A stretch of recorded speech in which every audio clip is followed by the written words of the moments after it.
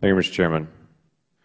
Mr. Perez, I do want to follow up on a letter that GAO did send to the Secretary, Kathleen Sebelius. In this stated, the demonstration's reliance on pre-demonstration performance data, the absence of an appropriate comparison group of Medicare Advantage plans, and the demonstration's design make it unlikely that the demonstration will produce meaningful results.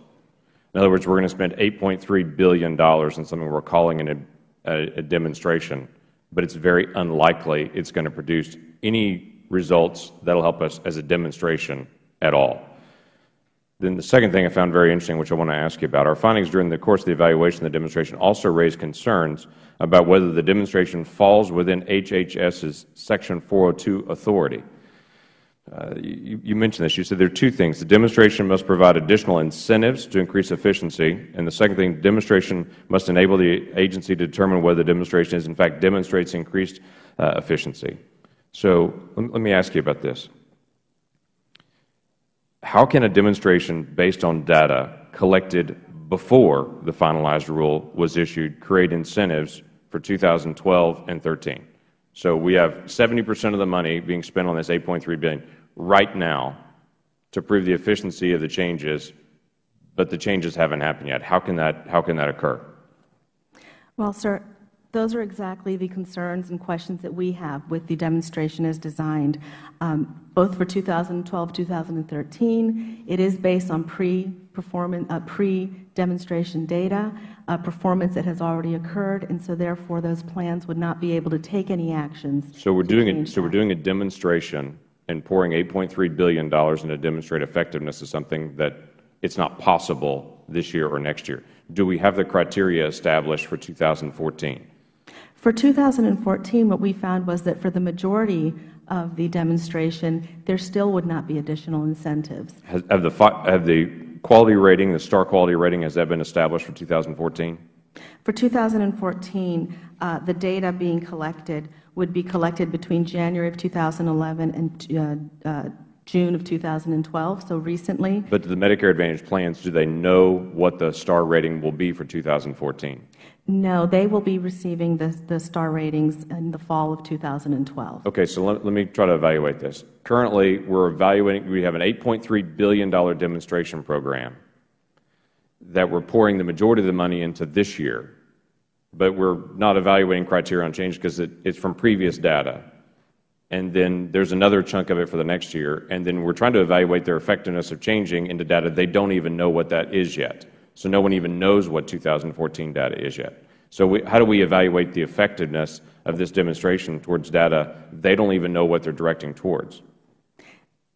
That is what our concern is, sir. The problem is that in this situation, the plans would not have the information at a time when they could make changes. And so therefore, we believe that because of that, you're not actually creating an additional incentive.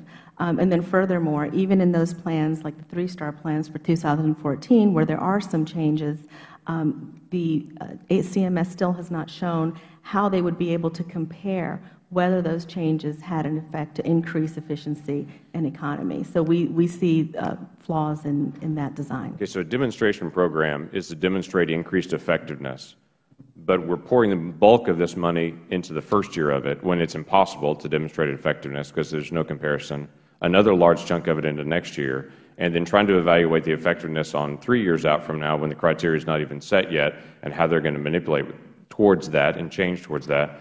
And my quandary in this is the law requires those two things to be fulfilled for it to be a legal use of funds, to be a demonstration process and be legal.